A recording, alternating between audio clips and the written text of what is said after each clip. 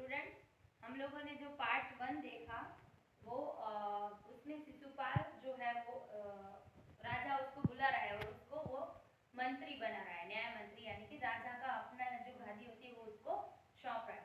अब दूसरा पार्ट जो है उसमें हम देखेंगे लगभग 1 महीने बाद, पेज नंबर 4 पे, लगभग 1 महीने बाद किसी ने रात में एक पहरेदार की हत्या कर दी। पहरेदार, इसमें जो शब्द आता है पहरेदार यानी कि जो चौकी करने वाला होता है रात को, जैसे चौकीदार हम बोलते हैं गांव में घूमते, उसी तरह से उसकी किसी ने हत्या कर दी, उसको किसी ने मार दिया। सुबह होते ही यह बात चारों तरफ फैल गई, क्योंकि ये बहुत बड़ी घटना हुई, किसी का खून होना बहुत बड़ी घटना है, तो चारों लोगों तक बातें पहुंच जाती है कि किसी ने मार दिया।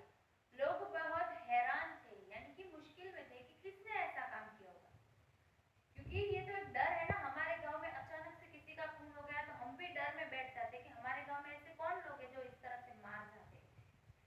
शिशुपाल की तो नींद टूट गई, क्योंकि उसके वो उस वक्त उस राज्य में था, वो राज्य संभाल रहा था। उस समय उसके राज्य में ऐसा हो तो उसके लिए बहुत मुश्किल काम है। उन्होंने खाना पीना छोड़कर अपराधी का पता लगाने में रात दिन एक कर दिया। उन्होंने इतनी मेहनत की कि हत्या की तो की किसने, ये काम करने में उसको अपने खाने पीने का कुछ भी ध्यान नहीं। बहुत प्रयत्न के बाद जब अपराधी का पता चला तो शिशुपाल के आश्चर्य का ठिकाना न रहा। आश्चर्य यानी कि कुछ नवाई होना, हम ऐसी कोई बात हो जिस पे हमको विश्वास ना हो, जल्दी से हमने सोचा ना हो और वो हो जाए। क्योंकि अपराधी का जिस तरह से उसको पता चला कि अपराधी यानी कि गुनहगार जो है उसका, स्वयं सम्राट ने उस पहरेदार की हत्या की। स्वयं यानी कि खुद सम्राट जो राजा थे ना, जिन्होंने शिशुपाल को ये गद्दी दी, उस राजा ने ही इस पहरेदार की हत्या कर दी। इसलिए वो खुद चौंक गए थे।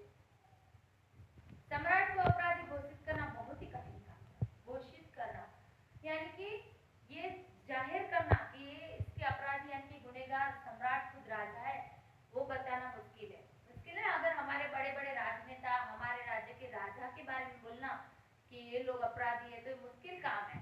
और ये आज अगर वो अपराधी होते हैं तो आज की जो मीडिया है और आज का जो समय है उसमें वो लोग अपराधी साबित होते ही नहीं, क्योंकि पैसों से काम करता है, पैसा दे और उनका नाम नहीं लेते और उसकी जगह पे दूसरे किसी का नाम ले लेना। लेकिन ये तो ऐसा इंसान था कि इसको तो न्याय ही चाहिए।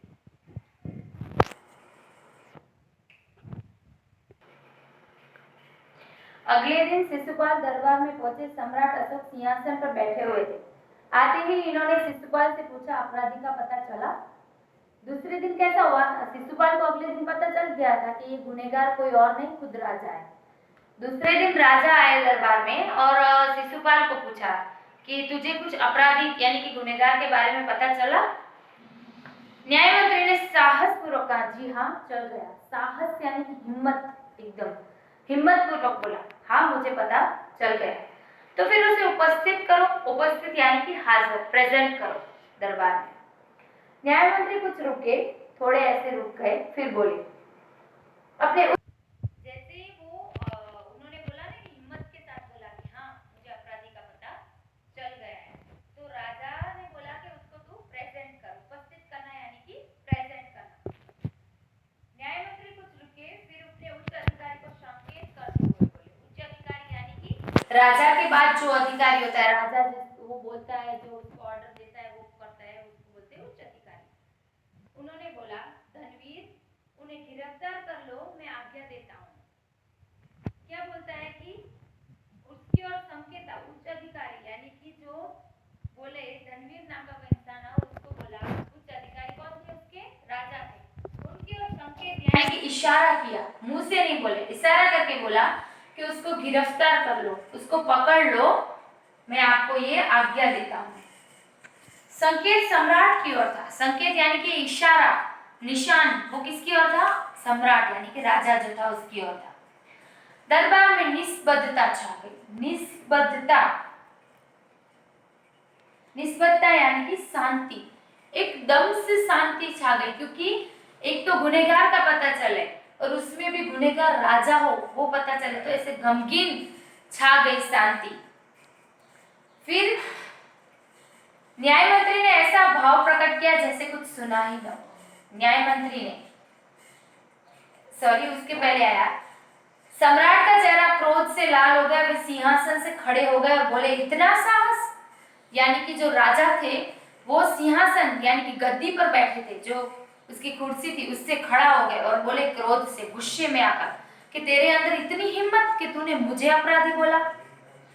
फिर वो जो शिशुपाल थे उन्होंने इस तरह का मतलब भाव प्रकट किया तो उसने कुछ सुना ही ना हो। हम भी कुछ बार ऐसा करते हैं ना, किसी के सामने कोई बोलता है, कोई सामने आता है, तो अगर हमको उसको ना देखना हो तो हम ऐसे एक्शन करते हैं, रिएक्ट करते हैं जैसे हमने कुछ देखा है ना, हम इग्नोर करते हैं एक तरह का। न्याय मंत्री ने ऐसा भाव प्रकट किया, उन्होंने अपने शब्दों को फिर दोहराया, फिर उन्होंने वही बात बोली, धनवीर देखते क्या हो, अपराधी को गिरफ्तार कर लो। दूसरे ही क्षण सम्राट के हाथों में हथकड़ी पड़ गई, दूसरी ही मिनटों में सम्राट के हाथों में हथकड़ी पहना दी। न्याय मंत्री ने फिर पूछा, तो तुम अपराध स्वीकार करते हो? उन्होंने शिशुपाल ने राजा को पूछा कि आपने ये गुनाह किया है, ये आप स्वीकार एक्सेप्ट करते हैं? उन्होंने बोला हाँ, मैंने उसे मारा अवश्य है, अवश्य यानी कि जरूर, मैंने उसे जरूर मारा है, पर उदंड था, सम्राट का उत्तर था। वो उदंड था या नहीं? तुमने एक राज कर्मचारी की हत्या की है, तुम अपराधी हो, तुम्हें मृत्युदंड दिया जाता है। न्यायमंत्री ने निर्णय दिया। उन्होंने बोला कि आपने मारा, आप भले ही राजा हो, लेकिन आपने एक यहाँ के एक पहरेदार यानी कि न्याय राज दरबार का चौकीदार था, उसकी आपने राज कर्मचारी यानी कि राजा के दरबार में जो काम करता है, राजा के दरबार में रहता है, वो राजा का जो पहरेदार यानी कि चौकीदार था, तो राज कर्मचारी था। जैसे हम सरकारी जो जॉब करते हैं सरकार की, गवर्नमेंट के ऑफिसों में, तो उसको हम क्या बोलते हैं? सरकारी कर्मचारी। उसी तरह से राज कर्मचारी है। तुम अपराधी हो। उन्होंने बोला कि आपको मृत्युदंड ही होगा क्योंकि आपने एक राज कर्मचारी के साथ गुनाह किया है। सभा में सन्नाटा छा गया। न्याय मंत्री का निर्णय सुन सम्राट ने सिर झुका लिया। न्याय मंत्री का यानी कि उसने शिशुपाल जो था, उन्होंने न्याय किया, उसको सुनकर राजा का सिर झुक गया ऐसे शर्म से। वे तो स्वयं शिशुपाल की परीक्षा में सफल हो गए थे। सम्राट का हृदय ऐसे व्यक्ति को पाकर गदगद हो रहा था। वो खुशी भी हो रही थी कि मुझे ऐसा व्यक्ति मिला है जो न्याय कर रहा है, क्योंकि एक राजा को राजा जो बुरा करता है उसको दंड देना, ये मतलब एक बहुत बड़ी बात है अपने में। अगर गुनाह कोई अपना भाई या बहन करता है उसको सजा देना जितना मुश्किल है, उतना ही एक राजा को सजा देना मुश्किल है। तभी न्याय मंत्री का संकेत पाकर एक कर्मचारी सम्राट अशोक की सोने की मूर्ति लेकर उपस्थित हो गया। फिर दूसरी ओर न्याय मंत्री ने एक सोने की मूर्ति बनवाई थी राजा की, तो वो दूसरा जो उसका अंदर पहरेदार या चौकीदार जिसको हम बोलते हैं वो था, वो राजा की सोने की मूर्ति बनाई हुई लेकर आता है। न्याय मंत्री ने खड़े होकर कहा, जो शिशुपाल था ना न्याय मंत्री, वो खड़े होकर बोला, सज्जनों, यह सच है कि मैं न्याय मंत्री, और यह भी सच है कि अपराधी को दंड मिलना चाहिए। जो प्रजा आई हुई थी उसको बोल रहे हैं, हम जैसे बोलते हैं ना भाइयों बहनों, उन्होंने बोला कि सॉरी उसके बीच में आपको बताया बोल के, उदंड शब्द, उदंड यानी कि अविवेकी, अयोग्य, के राजा तुमने ये जो किया है वो उदंड है यानी कि अयोग्य है, सही नहीं है ऐसा मतलब। फिर जब वो सोने की मूर्ति लेकर आता है तब जो शिशुपाल है वो खड़ा होकर प्रजा को बोलता है कि मैं मानता हूं कि अपराधी भी राजा है और उसने गुनाह किया है, उसको सजा भी मिलनी चाहिए, ये भी मैं स्वीकारता हूं। लेकिन हमारे शास्त्रों में राजा को ईश्वर का रूप माना जाता है। हमारे शास्त्रों यानी कि जो पहले जो लिखे गए थे हमारे पुराण, जो हमारे ग्रंथ थे, उसमें राजा को भगवान का रूप माना जाता है। तो जैसे हम भगवान को तो हम सजा नहीं कर सकते, हमारी इतनी हैसियत ही नहीं है कि हम भगवान को सजा करें, उस तरह से उन्होंने बोला इसलिए मेरी इतनी हैसियत नहीं है कि मैं राजा को सजा दूं या मैं उसको दंड दूं, लेकिन उनको सजा कौन दे सकता है? भगवान, ईश्वर ही उसको सजा दे सकता है। इसलिए अतएव मैं आज्ञा देता हूं कि सम्राट को चेतावनी देकर छोड़ दिया जाए। इसलिए राजा को छोड़ दो और उनके स्थान पर सोने की मूर्ति को फांसी पर लटका दिया जाए। उनके राजा के जैसे ही मूर्ति बनवाई उन्होंने और उसको फांसी की सजा दी।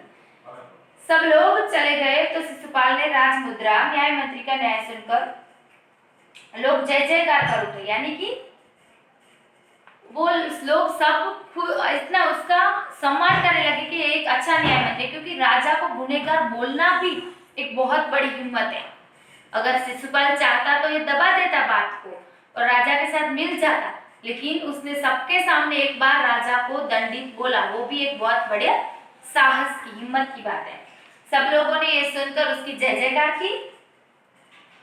सब लोग चले गए और शिशुपाल ने राजमुद्रा, जो राजा ने उसको जो एक जवाबदारी सौंपी थी, वो सम्राट अशोक के सामने रख दी और बोले, महाराज ये राजमुद्रा वापस ले ले, मुझसे ये बोझ नहीं उठाया जाएगा। उन्होंने बोला कि आप ये मुद्रा ले लो, मुझसे ये काम नहीं हो पाएगा, क्योंकि ये बहुत बड़ा बोझ है। सच्चा लोग है उसको सच्चा साबित करना, जो झूठा है उसको झूठा साबित करना। अशोक ने सम्मान भरे दृष्टि, सम्मान यानी कि रिस्पेक्ट के साथ उसके सामने देखा, दृष्टि यानी नजर। गदगद कंठ से बोले, एकदम हम खुश हो जाते हैं ना किसी के काम से और हमसे बोला नहीं जाता है, इस समय ऐसा बोला, आपने मेरी आंखें खोल दी, आपका साहस प्रशंसनीय है, ये बोझ आपके अतिरिक्त और कोई नहीं उठा सकता। न्याय मंत्री निरंतर हो गए। उन्होंने बोला कि आपने मेरी आंखें खोल दी, यानी कि मुझे सच्चा मार्ग दिखा दिया। मैं तो इतने समय न्याय नहीं कर पा रहा था, लेकिन आपका जो साहस है, आप में जो हिम्मत है, वो काबिल तारीफ है, आपकी तारीफ होनी चाहिए। आपके सिवाय ये जो बोझ है, ये जो काम है, और कोई नहीं कर सकता है। न्याय मंत्री निरंतर हो गए। न्याय मंत्री निरंतर, निरंतर यानी कि उसके पास कोई और उत्तर देने के लिए नहीं था, वो बोल ही नहीं पाए। राजा ने ऐसा उसकी तारीफ की, राजा ने उसको पहचाना, ये सुनकर वो कुछ बोल नहीं पाए। तो इसके ऊपर से हम बोल सकते हैं कि न्याय मंत्री कैसा था और कैसा होना चाहिए। जो सच है उसको सच बताना, झूठ है उसको झूठ बताना, ये न्याय मंत्री की ड्यूटी है, और उसको वो शिशुपाल ने अच्छी तरह से निभाया।